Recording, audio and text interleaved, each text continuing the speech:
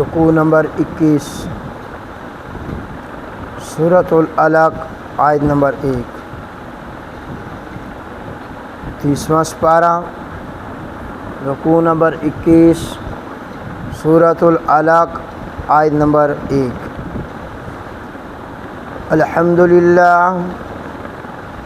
الحمدللہ وکفی والصلاۃ والسلام علی من لا نبی بعدہ اما بعد فاعوذ باللہ من الشیطان الرجیم بسم اللہ الرحمن الرحیم اقرأ بسم ربک الذی خلق خلق الانسان من علق۔ ترجمہ جی، اقرأ پڑھیے آپ، بسم ربک اپنے رب کے نام کے ساتھ، آغاز کریں آپ اس قرآن مجید کا اپنے رب کے نام کے ساتھ۔ الذی خلق، وہ رب جس نے پیدا کیا، کل شیء سب چیزوں کو، ہر چیز کا خالق ہے۔ خلق الانسان، اور ان سب چیزوں میں پیدا کیا اللہ نے انسان کو، من علق جمے ہوئے خون سے۔ دوبارہ سماعت فرمائے جی، اللہ ذوالجلال سورۃ العلق کی آیت نمبر 1 میں 3 چیزیں ذکر فرما رہے ہیں۔ سب سے پہلے اللہ پاک فرماتے ہیں اقرأ، آپ پڑھیے، علم حاصل کریں، لیکن اس کا آغاز جو کرنا ہے کس کے نام سے؟ آپ کی تلاوت کا آغاز اللہ کے قرآن سے ہونا چاہیے، آپ کے ہر نیک کام کا آغاز اللہ کے نام سے ہونا چاہیے۔ کون سا اللہ، کون سا رب؟ الذی خلق، جس رب نے پیدا کیا سب چیزوں کو، ان سب چیزوں میں ایک مخلوق کون سی ہے؟ انسان کی۔ تو اللہ فرماتے ہیں انسان کو میں نے پیدا کیا جمے ہوئے خون سے۔ سبحان ربک رب العزت عما یصفون وسلام علی المرسلین والحمد للہ رب العالمین۔ اللہم صلی علی محمد وعلی آل محمد کما صلیت علی ابراہیم وعلی آل ابراہیم انک حمید مجید۔ اللہم بارک علی محمد وعلی آل محمد کما بارکت علی ابراہیم وعلی آل ابراہیم انک حمید مجید۔ انتہائی واجب الاحترام معزز مکرم میرے ذی شعور سامعین گرامی قدر، اللہ رب العزت نے سورۃ العلق کی آیت نمبر 1 میں 3 چیزوں کا ذکر فرمایا ہے۔ کتنی چیزیں جی؟ 3 چیزیں۔ سب سے پہلی چیز اللہ پاک نے علم کا ذکر کیا۔ کس کا ذکر کیا جی؟ علم۔ اقرأ، پڑھیے آپ، تلاوت کریں آپ، علم حاصل کریں۔ دوسری چیز کہ اس علم کا آغاز کس کے نام سے ہونا چاہیے؟ یہ دوسری چیز ہے۔ تیسری چیز کہ اللہ تیرے نام سے ہم شروع کیوں کریں؟ تو اللہ پاک میں الذی خلق، میں تمہارا خالق ہوں۔ تو علم، اللہ کا نام اور تخلیق، اس ایک آیت میں 3 چیزوں کا اللہ نے ذکر فرما دیا۔ آیات مختصر ہیں پر ان میں وضاحت بہت زیادہ ہے۔ یہ جو اللہ پاک فرماتے ہیں اقرا، پڑھیں آپ، یہ کیا چیز پڑھنی ہے اللہ کے نبی نے؟ انگریزی پڑھنی، ریاضی، سائنس؟ یہ جو اللہ پاک فرما رہے ہیں میرے پیغمبر آپ پڑھیں، تو 2 علم ہیں۔ کتنے علم ہیں جی؟ ایک آپ علم کہتے ہیں علم دینی علم، دوسرا ہے دنیاوی علم۔ ایک کیا ہے جی؟ دینی علم، جیسے قرآن کا ہو گیا، حدیث کا ہو گیا، فقہ کا ہو گیا، اصول فقہ کا ہو گیا، اس کو کہتے ہیں دینی علم۔ اور دوسرا ہے دنیاوی علم، جس کو عصری تعلیم بولتے ہو۔ اب ان دونوں کا فائدہ کیا ہے جی؟ دینی علم سے پہچان ہوتی ہے اللہ کی ذات کی۔ دینی علم سے پہچان کس کی ہوتی ہے جی؟ اللہ رب العزت کی، اللہ کے نبی کی، اللہ کے پیاروں کی۔ اور دنیاوی علم، اس سے پہچان ہوتی ہے دنیا کی۔ اس کی پہچان کس سے ہوتی ہے؟ شاباش بول دیں، دنیا کی۔ جیسے کہتے ہیں الف سے انار، بے سے بکری، تے سے تختی۔ بچپن میں جب پہلی کلاس میں میں نے پڑھا ہے تو اردو کا قاعدہ ہوتا تھا، تو اس میں کیا ہوتا تھا؟ الف سے وہ ایک بڑا سا انار وہ ہوتا ہے۔ تو الف سے انار، بے سے بکری، تے سے تختی۔ اب دنیا کے علم سے پہچان دنیا کی ہو رہی ہے۔ اس علم سے پہچان کس کی ہو رہی ہے؟ جس علم سے پہچان رب کی ہو تو وہ ہے علم، اور جس سے پہچان دنیا کی ہو وہ ہے ہنر۔ سکول، کالج، یونیورسٹی آپ پڑھتے ہیں، کسی بچے سے پوچھ لیں مقصد کیا ہے جی، تو کوئی بچہ کہے گا میں نے ڈاکٹر بننا ہے، کوئی کہے گا انجینئر بننا ہے۔ بات سمجھ آئی ہے دونوں ضروری، یہ نہیں کہ علم دین ضروری ہے اور عصری تعلیم ضروری نہیں۔ معاشرے میں رہنا ہے، دنیا کی پہچان ہونی ہے، دنیا کا علم ہے تب تو ٹیکنالوجی میں آگے جائیں گے۔ کیا بنے گا جی؟ بم، ایٹم بم بنا لیا، تو دنیا کا علم تھا تو بن گیا۔ دنیا کی چیزوں میں انسان ترقی کرتا ہے، لیکن دین کے علم سے ان دونوں علموں میں بہتر علم کون سا ہے؟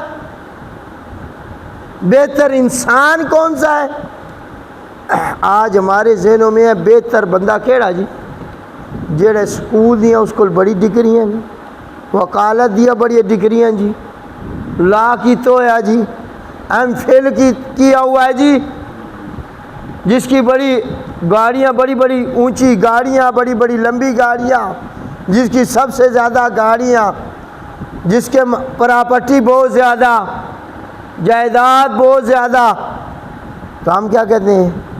یار ہے بندہ بڑا بہتر ہے، بندہ خوشحال بڑا ہے جی، اللہ استراضی بڑا۔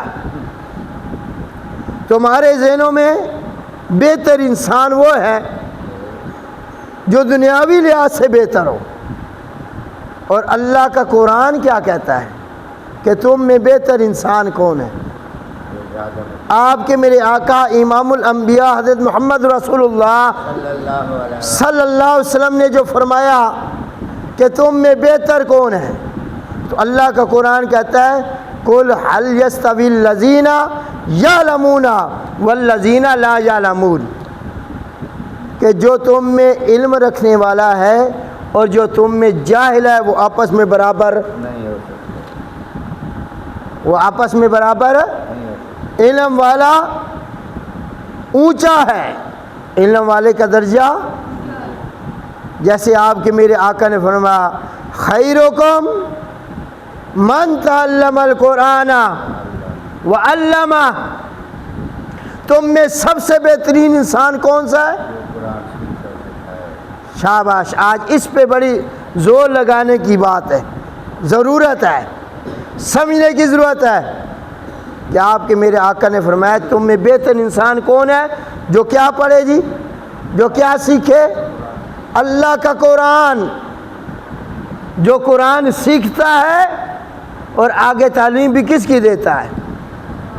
قرآن کی، اور اسی علم کے متعلق آپ کے میرے آقا کی حدیث ہے کہ ماں کی گود سے لے کر مہد سے لے کر لاحد تک علم حاصل کرو،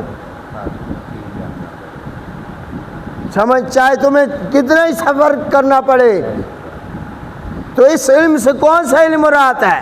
مہد سے لے کر لاحد تک، ماں کی گود سے لے کر قبر تک آپ نے علم حاصل کرنا ہے۔ معلوم ہوا انسان ساری زندگی طالب علم رہتا ہے، کوئی بندہ یہ نہیں کہہ سکتا کہ میں مکمل ہو گیا ہوں، میرے پاس مجھے اب اور علم کی ضرورت، اور جس نے دعویٰ کیا تھا نا، چاہے دعویٰ کرنے والا پیغمبر ہی کیوں نہ ہوئے، کہ یہ آخر میں سب تو بڑا عالم ہاں، تو اللہ پاک فرماندے نا جی تیرے کو علم ہے، کچھ ایسا علم ہے جڑا تیرے کو جی موجود۔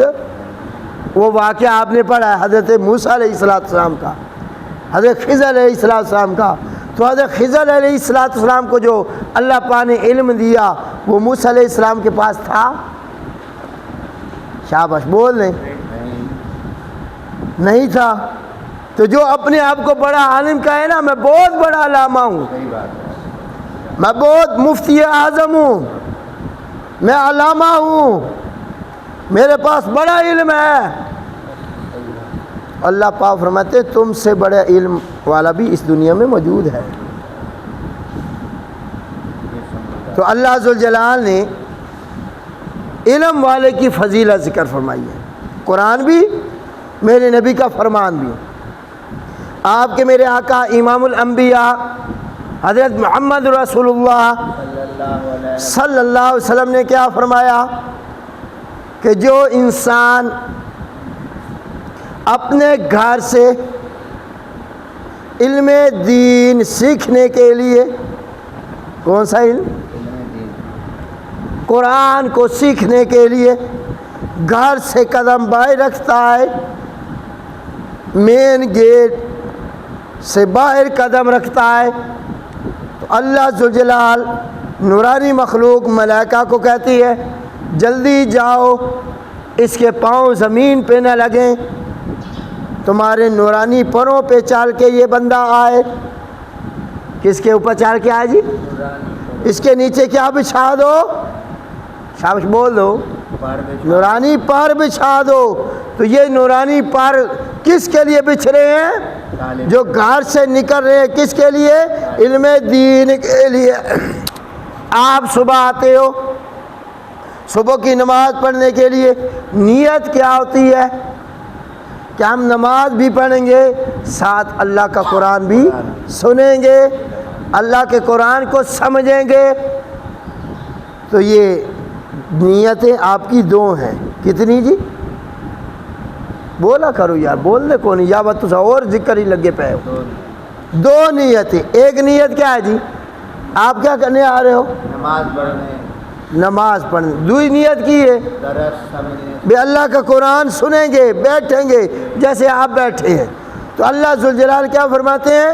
نورانی ملائکہ کو جلدی جاؤ، ان کے پاؤں کے نیچے کیا بچھا دو؟ اپنے نورانی پر بچھا دو، اور راستے کے اندر جتنے کیڑے اور مکوڑے آتے ہیں حتیٰ کہ دریاؤں میں، سمندروں میں، نہروں میں جو مچھلیاں نہیں، ساری مخلوقات کو اللہ پاک فرماتے ہیں میرا ذکر چھوڑ دو، اس بندے کے لیے دعا استغفار کر لو، اس کے لیے بخشش کی دعائیں مانگو۔ تو یہ کتنا بڑا انعام ہے، کتنا بڑا انعام ہے۔ اب انسان ہونے میں تو ہم سب برابر ہیں، کافر بھی انسان ہے، مسلمان بھی، لیکن کافر اور مسلمان میں بہتر کون ہے؟ جو مسلمان ہے۔ پھر مسلمان ہونے میں ہم سب برابر ہیں، مسلمانوں میں بہتر کون ہے؟ جو نیک آدمی ہے، عابد آدمی ہے۔ پھر عابدوں میں بہتر کون سا ہے؟ جو عالم ہے، جو علم رکھنے والا ہے، جس کے سینے میں کس کا علم ہو؟ اللہ کا قرآن کا علم ہو۔ آپ کے میرے آقا امام الانبیاء حضرت محمد رسول اللہ صلی اللہ علیہ وسلم نے فرمایا کہ عابد ساری رات عبادت کرتا رہے، عابد ساری رات عبادت کرتا رہے اور عالم ساری رات سویا رہے، تو ان دونوں میں بہتر کون سا ہے؟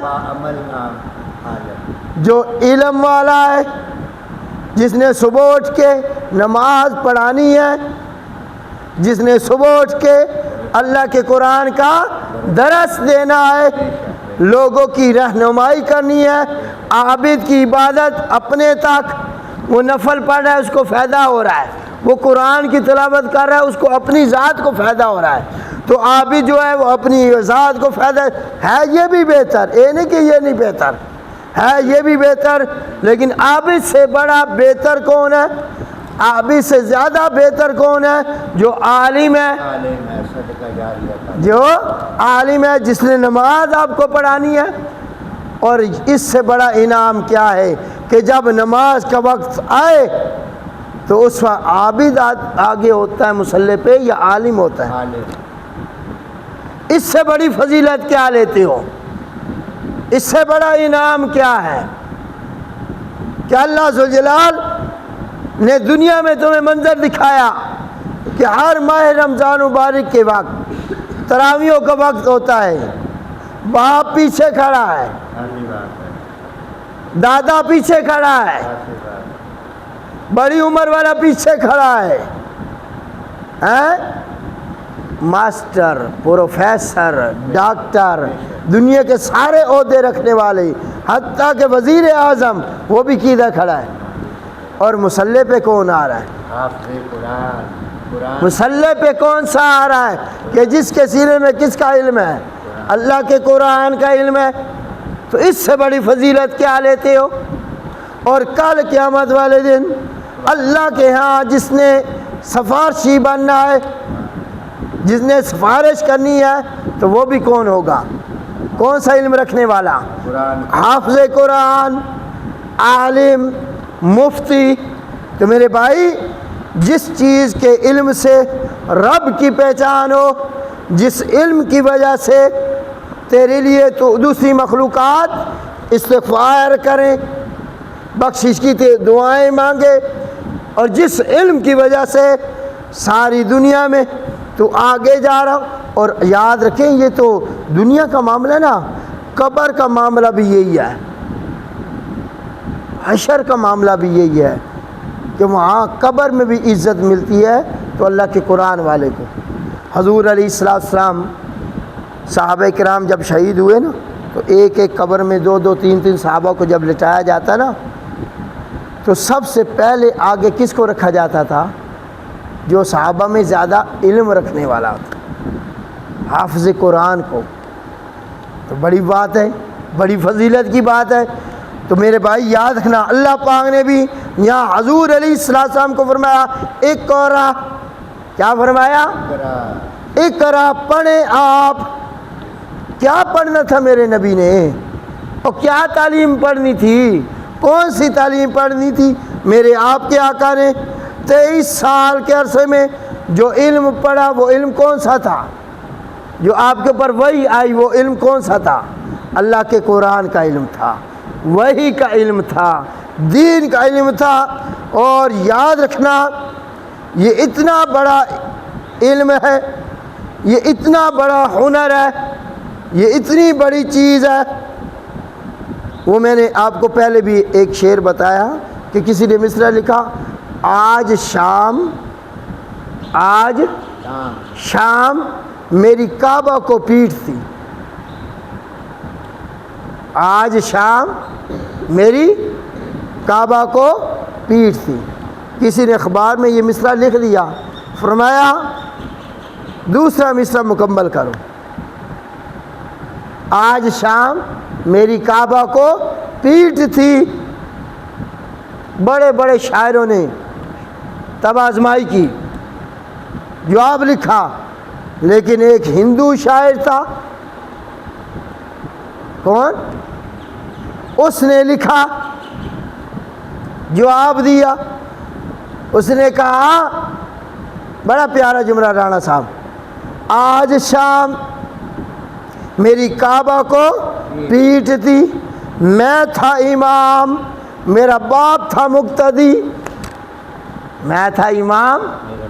یار اس سے بڑی فضیلت کیا ہے کہ باپ کہہ رہا ہو بیٹے کے پیچھے کھڑے ہو کے، پیچھے اس امام کے، اس سے بڑی عظمت کیا لیتے ہو، اس سے بڑی شان کیا ہے؟ لیکن یاد رکھنے، جتنی یہ فضیلت والا علم ہے، جتنی عظمت والا علم ہے، جتنا بابرکت یہ علم ہے، جتنی شانوں والا علم ہے، اتنا یہ مظلوم بھی ہو چکا ہے۔ اتنا کیا ہو گیا؟ آج یہ مظلوم بھی ہو گیا۔ آج ہم دنیا میں تو آگے بڑھ رہے ہیں،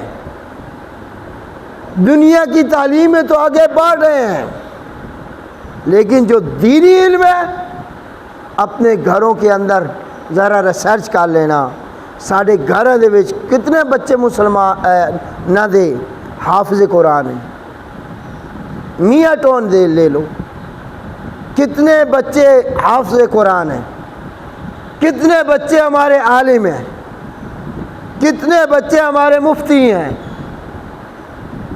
دنیا کے ہنر ہوں گے سب کے پاس، لیکن اللہ ماشاءاللہ کوئی حافظ قرآن ہو، کوئی عالم ہو۔ اب جس علم نے دنیا میں بھی کام آنا ہے، تو حضور علیہ السلام اس علم کے ذریعے انسانوں کو انسان بناتے رہے، اور کافر جو ہے دنیا کا سامان بناتے رہے۔ جب تمام انسان کامل بن گئے، قرآن کا علم آ گیا، اللہ نے وہ سارا کافروں کا سامان اٹھا کے میرے نبی کے قدموں میں لے آیا۔ بات سمجھ آئی یا نہیں آئی؟ کافر بناتے رہے سامان، اور میرا نبی بناتا رہا انسان۔ جب یہ کامل انسان بن گئے، اور انسان کس سے بنتا ہے؟ اللہ کے قرآن سے۔ انسان کس سے بنتا ہے؟ حضور کے طریقے سے۔ انسان کس سے بنتا ہے؟ اہل بیت اعظام کے نقش قدم پہ چلنے سے۔ انسان کیسے بنتا ہے؟ اللہ کے نیک بندوں کے راستے پر چلنے سے وہ کامل انسان بنتا ہے۔ تو جب یہ کامل انسان بن گئے، اللہ نے پوری دنیا کے ساز و سامان جو کافروں نے بنایا کس کے قدموں میں لے آئے؟ تو دنیا فتح ہوئی، مسلمانوں نے کی یا کوئی نہ کی، لیکن پہلے وہ انسان بنے، پہلے وہ عالم بنے، پہلے وہ محدث بنے، پہلے وہ حافظ قرآن بنے۔ تو آپ اور میں بھی اپنے بچوں پہ سب سے زیادہ محنت کریں تو ان کو حافظ قرآن بنائیں۔ اپنی بچیوں پہ محنت کرو، ان کو حافظہ بناؤ، عالمہ بناؤ، ان کو مفتی بناؤ، دین کی طرف راغب کرو، تاکہ آپ دنیا سے چلے بجائے تو آپ کے لیے آپ کی اولاد کیا بن جائے؟ صدقہ جاریہ بن جائے۔ تو آج پہلے لفظ کا میں نے تھوڑی سی وضاحت کی ہے۔ کیا کیا جی؟ اب جب علم آئے گا نا، کیا آئے گا؟ تو جنازوں میں برکت ہوگی۔ جنازوں میں کیا آئے گی؟ پھر وہ جب دنیا سے جا رہا ہوگا نا تو کہے گا بھائی میرا جنازہ وہ بندہ پڑا ہے جہدے میں 4 کام پائے جان۔ کتنے کام؟ واقعہ سنے ہوئے پہلے؟ جس میں کتنے کام قادر بھائی؟ 4۔ وہ بندہ میرا جنازہ پڑا ہے، جدی تہجد کبھی قضا نہ ہوئی ہو، جس کی اثر کی سنتے کبھی قضا، جس کی فرض نماز کبھی قضا نہ ہوئی ہو، اور اس نے کبھی غیر محرم عورت کو دیکھا نہ ہو گندی نگاہ سے۔ کتنی شرطیں؟ حضرت قطب الدین بختیار کاکی رحمۃ اللہ تعالی علیہ، بہت بڑے عالم، بہت بڑے بزرگ گزرے ہیں، جب دنیا سے جانے لگے نا تو انہوں نے کیا کہا تھا، میرا جنازہ کون پڑھائے جس کے اندر یہ 4 کام ہو۔ تو جب صفحے لگ گئی نا تو اس وقت کا حکمران بادشاہ التمش، سلطان التمش صفوں کو چیرتا ہوا چارپائی کے پاس آ کے کہا، حضرت صاحب آپ نے مجھے رسوا کر دیا ہے۔ کیا کر دیا ہے؟